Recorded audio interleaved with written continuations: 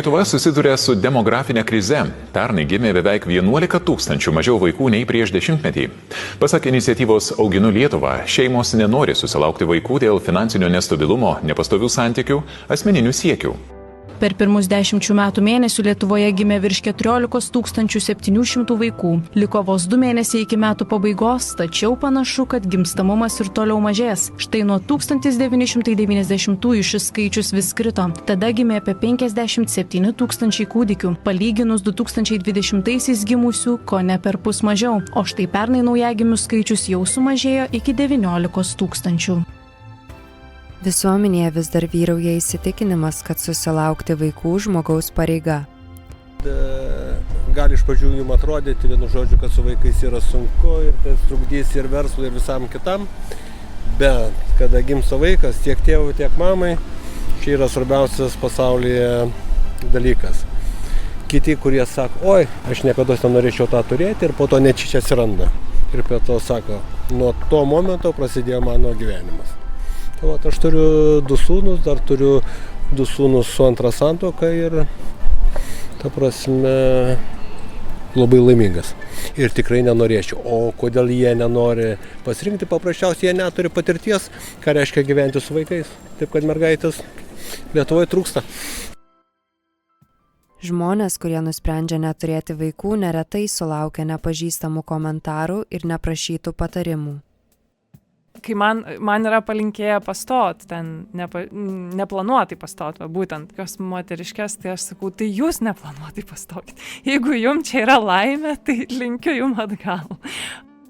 Nenorėdama turėti vaikų, aš išduodu savo šalį. Bet po tokių dalykų. Tai po Lietuvoje taip mažai žmonių, o tu čia taip dar galvoji, neturėti vaikų. Kaip čia taip? Dar buvo toks pasakymas, kad dėl tokių žmonių kaip tu, ten jūs ateityje neturėsit pensijų ir panašiai. Vis daugiau žmonių renkasi gyvenimą be vaikų ir jame atranda pilnatvę. Nesusimąsčiau apie vaikus visiškai, kai manęs to klausė.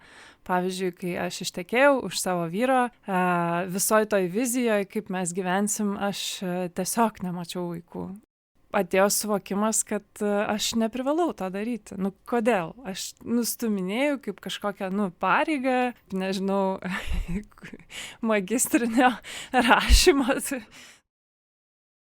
Įsiskiria džiaugiuosi, kad aš esu trans moteris, nes neturiu gimdos ir neturiu net ir galimybės jokios savo kūną nieko ten auginti, nes man tai skamba kaip siaubo filmas asmeniškai. Sunku pasakyti, sakau, čia nuo pats vaikystės turėjau tą mintį. Tiesiog mane nėštumas gąsdina, nežinau kodėl.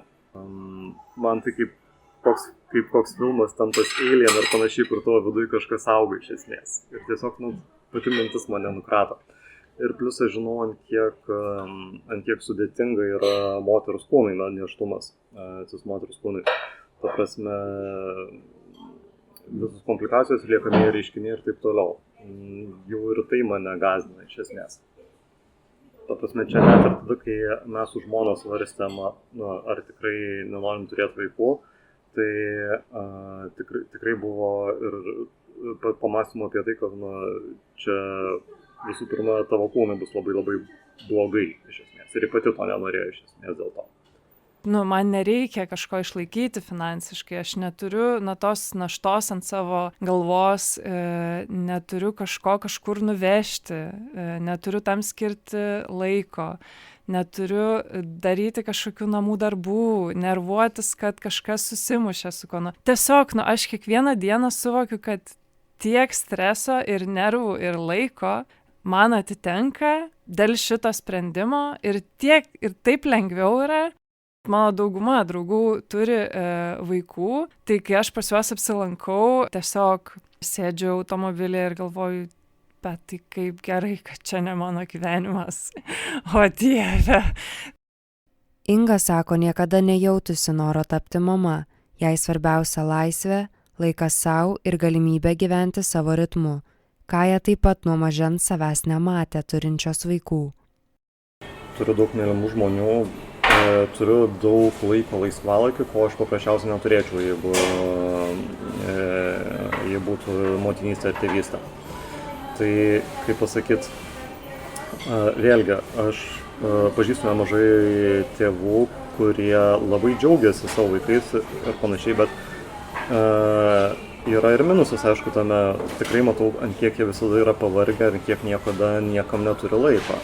Ir kadangi aš žinau, jog aš esu pakankamai low energy person, neturiu daug energijos, vėlgi tai yra viena iš priežasčių, kodėl man skamba mintis apie vaikus kaip visiškai netinkama man. Man patinka mano laisvas laikas, man patinka mano poilsis, aš visiškai nesijaučiu vieniša. Vilniaus gatvėse atliktos apklausos praeiviai negali įvardyti vienos priežasties, kodėl žmonės renkasi neturėti vaikų. Kaip manote, kodėl kai kurie žmonės renkasi neturėti vaikų? Tuo, kad laiko šunis vietoj vaikų. Vidmantas. Aš manau, kad dabar gal, čia dabartinės gal kartos tokios, tarp 20 ir kokių 27 metų toks labiau reikalas, kad gal žmonės labiau į save orientuoti, bando kažko siekti labiau, keliauti ir tada prioritetas ne vaikai, tam rokas. Oi, čia labai sudėtingas kompleksinis klausimas, kur net aš vienos priežasties negalėčiau vardinti. Tai čia ir susiję yra ir su visuomenės socialinėmis normomis, ir su vertybėmis, kurios yra propaguojamos ir medijose, ir žiniasklaidoje, tuo pačiu susijęs ir su ekonominiais klausimais, kas liečia būsto įsigijimą, kas liečia uždarbį, kas liečia galiausiai būsto ir atlyginimo santykį.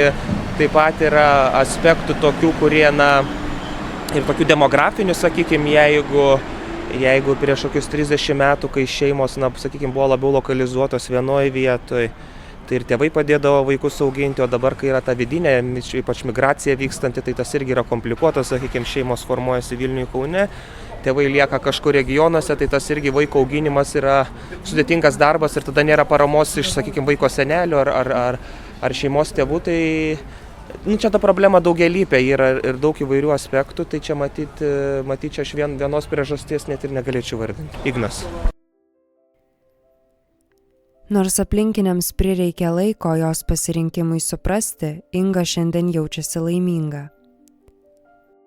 Kodėl aš pradėjau kalbėti viešai, tai gal viena priežastis, kad mano giminė pagaliau suprastų, prarastų viltį ir tiesiog nebeklausinėtų, nes man yra gerai taip, kaip ir aš tikrai laimingai gyvenu. Kai aš artėju prie 40 metų ribos, visuomenė palieka mane ramybėj. Čia ir visuomenė, ir giminaičiai, artimieji, draugai tiesiog jau susitaiko su tuo. Dar būtų gerai, nežinau, medikai, kad kokie susitaikytų, nes ir su tuo esu susidūrusi, kad, medikai nepriima tavo apsisprendimo. Laimingas žmogus nejaučia poreikio tiesiog komentuoti kito žmogaus gyvenimo sprendimų, nes jie niekaip neturi, sakykime, jam įtakos, ar ne, kaip jis gyvena. Tai jis gali rasti nuostabią moterį, kuri nori vaikų. Super. Mano pozicija yra visada, kad aš nedarysiu dviejų žmonių nelaimingų. Tai aš laiminga, aš keliauju, darau tai, darau tai, ką myliu, turiu galimybių tam, turiu mylimą žmogų šalia, tai gerai, tai, ką dar jūs galite man pasakyti? Kajos gyvenimą užpildo veiklos, darbas ir mylinti žmona. Bendrai paėmus, mažai kas pasikeitė, nes daugelis žmonių apie mane žino visada, kad aš nenoriu turėti vaikų ir iš tiesų bendrai paėmus daugelis žmonių nerūpėtas. Čia tik tai keliems gal artimiausiams. Ir šiaip yra tokių įdomių dalykų, tarkim, mano amžinatilsį močiutė kažkada, man atrodo, buvo man pasakius, kad jeigu jos laikais būtų buvę patikimi kontraceptikai, niekada nebūtų turėjęs vaikų. Mąstymas labiau yra ne tai, ar tai tinkama man, tarkim, ar mano žmonai, ar panašiai. Mąstymas yra labiau, kaip tą priims aplinkiniai, sakykime taip.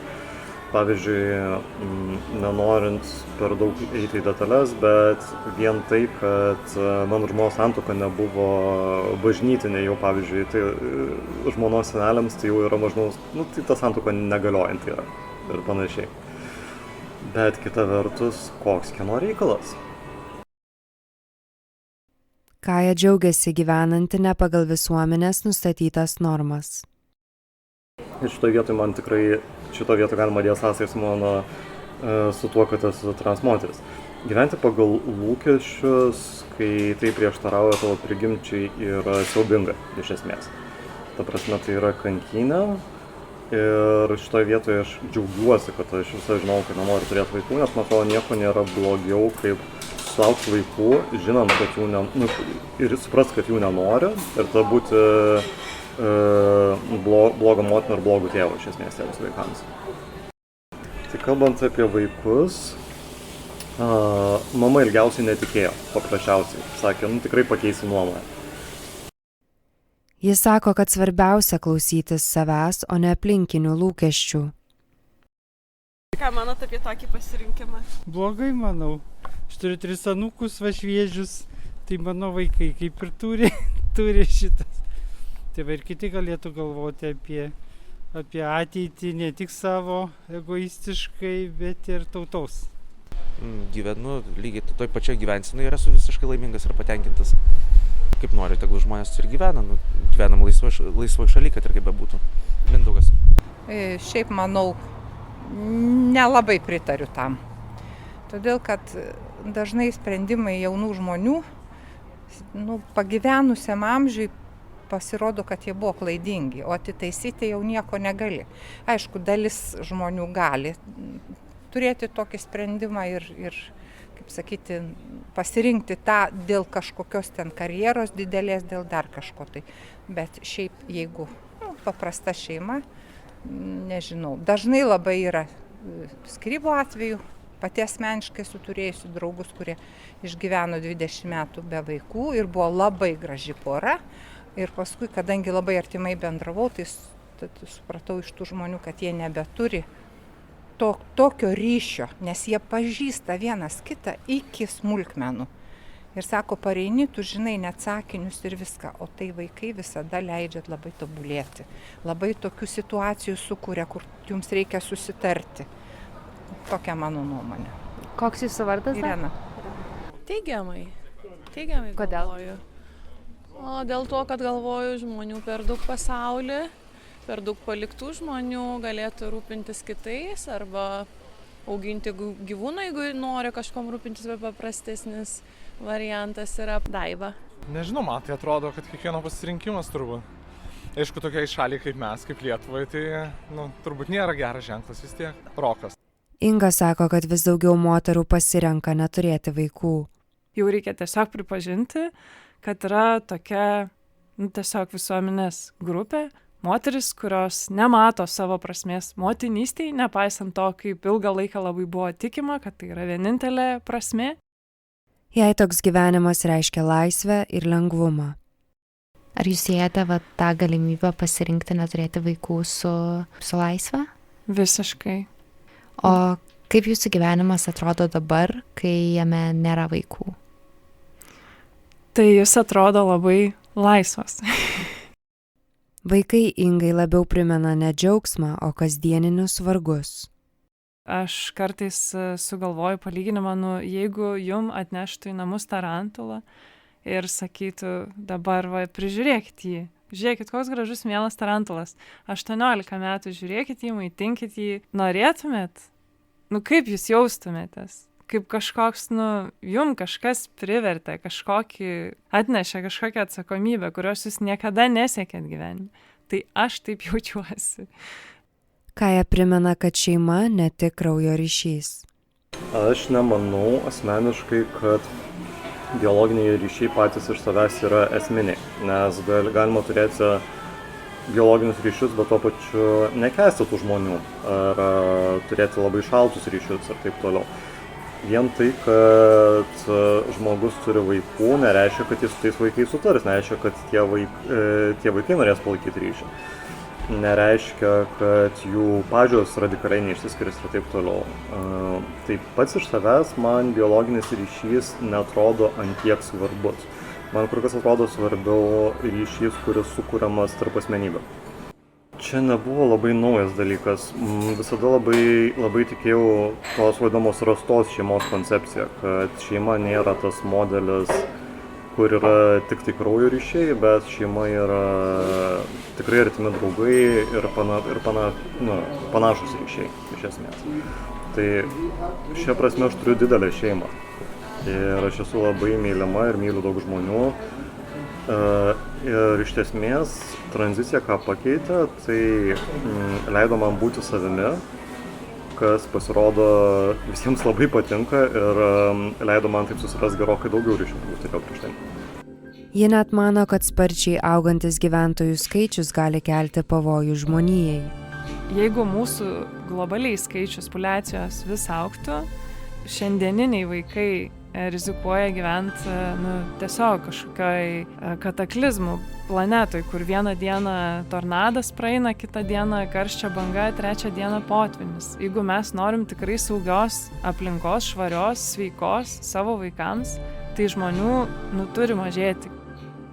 O svarbiausia, pasak jos, koncentruotis į save ir gyventi taip, kaip jauti esant teisinga. Vaikų auginimas yra, nežinau, ten uogienė išterliotos spintelės, markerių išpaišyti židiniai, tapetai, sudaužyti televizoriai ir taip toliau. Ar jūs tikrai esat jau tam pasiruošę? Aš pasirinkau laisvę. Aš suprantu, ką aš praradau, bet visiškai dar 50 kartų rinkčiaus laisvę.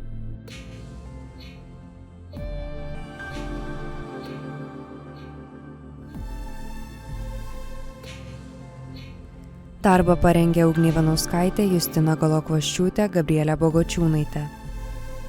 Darbe girdėjote ištraukas iš LRT laidos Panorama ir TV3 žinių.